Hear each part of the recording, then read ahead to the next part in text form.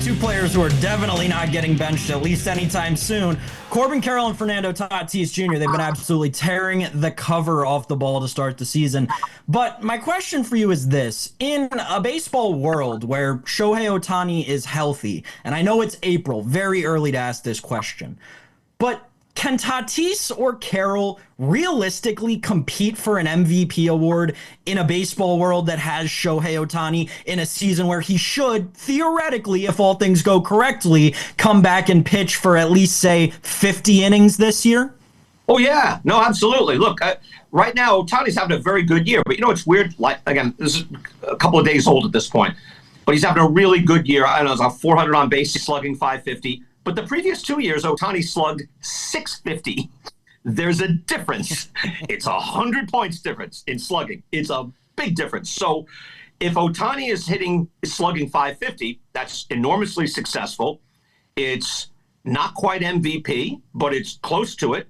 If he pitched 150 innings and slugged 550, it would certainly probably put him over the top.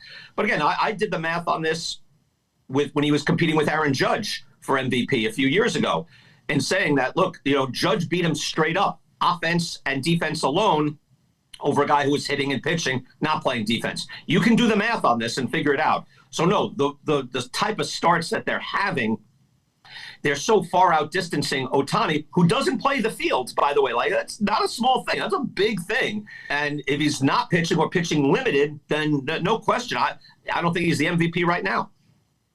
Wow. Interesting. Real quick here in the last minute of this segment, the Dodgers, they're dealing with pitching injuries, trying to get Kershaw back.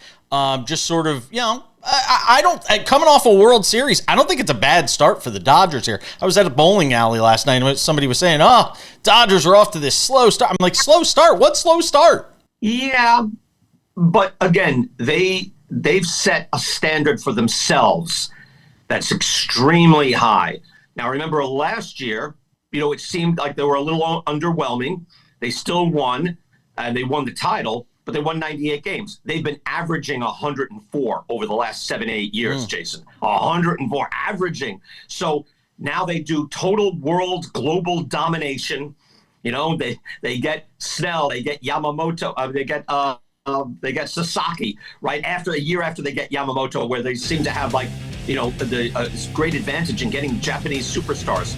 So, it is disappointing for them, given that this was a year where you're looking, this could be their best Dodger team that we've seen, which is saying something.